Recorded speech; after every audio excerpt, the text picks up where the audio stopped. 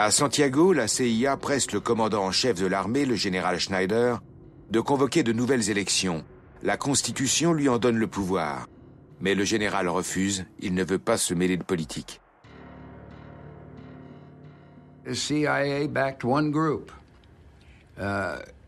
CIA soutenait un groupe qui était censé préparer une alternative à Allende et recueillir des fonds dans ce but. Mais ils ont enlevé un des généraux d'Allende. Le général Schneider. Oui. Et il a été tué dans ce coup foireux. Il n'avait pas l'accord des Américains. Ce n'était pas un plan américain, mais c'était des fonds de la CIA, ce qui, aux yeux de nombreux juristes, nous rendait responsables.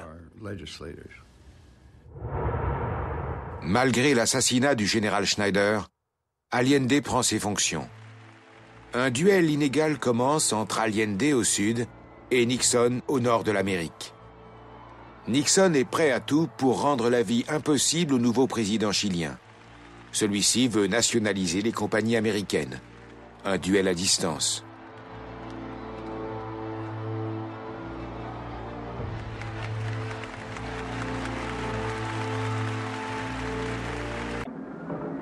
La CIA finance des groupes d'opposition au Chili.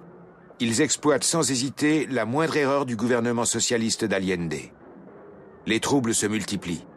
Les adversaires d'Allende savent depuis le début qu'ils peuvent compter sur les États-Unis. Les pressions rendent la position d'Allende de plus en plus intenable.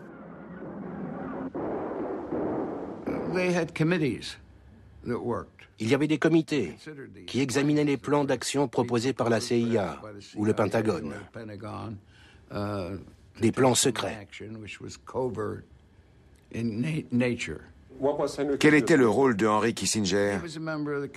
Il était membre du comité, je crois qu'à cette époque, il le présidait. Mais il n'avait pas carte blanche. Il fallait l'accord de tous les départements concernés. Il avait à coordonner ses actions.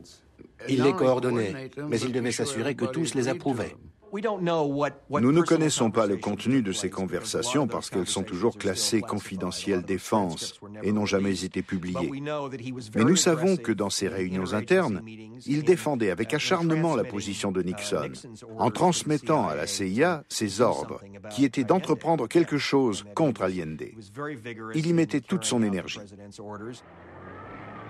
Lorsque le gouvernement chilien perd le contrôle de la situation, un groupe de militaires décide de tenter un putsch.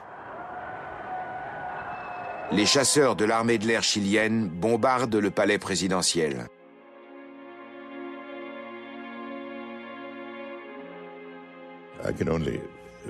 Je ne peux que recommander aux téléspectateurs de lire un ouvrage sérieux sur la question et de ne pas se laisser abuser par toutes les arguties qui ont marqué cette discussion.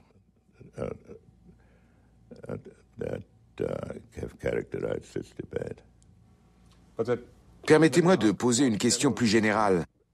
Le Chili était un État souverain. Pourquoi était-il si important pour les États-Unis de...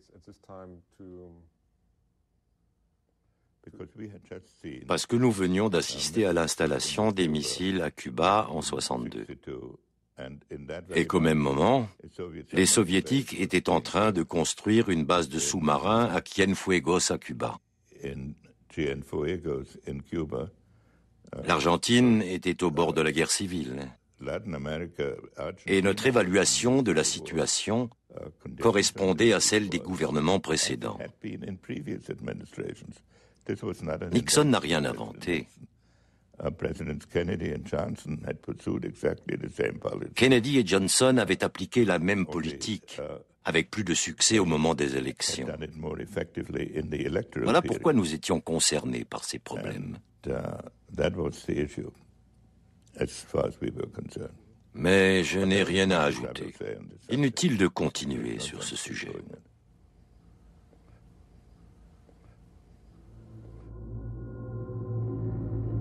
Le 11 septembre 1973, on annonce la mort de Salvador Allende. On ne sait pas encore s'il a été assassiné ou poussé au suicide. 5 jours plus tard, un dimanche, Nixon, apparemment de très bonne humeur, appelle Henry Kissinger. Il existe une transcription de cette conversation privée. Le président parle d'abord de choses et d'autres. « Où êtes-vous, à New York ?» Kissinger lui répond « Non, je suis à Washington, je travaille. J'irai peut-être voir un match de football cet après-midi, si j'ai fini. » Nixon « Bien, bien, c'est le début de la saison. C'est mieux qu'à la télévision. Rien d'important de votre côté ?» Kissinger « Non, pas grand-chose. La situation au Chili s'améliore. Et bien entendu, les journaux se lamentent parce qu'un gouvernement pro-communiste a été renversé. » Nixon « Elle est bien bonne. » Kissinger « Au lieu de nous féliciter, sous Eisenhower, on aurait été des héros. » Nixon « Oui, mais n'oubliez pas que nous n'avons rien à voir dans tout ça. » Kissinger « Ce n'est pas nous. Nous avons seulement donné un coup de pouce en rendant les choses possibles. »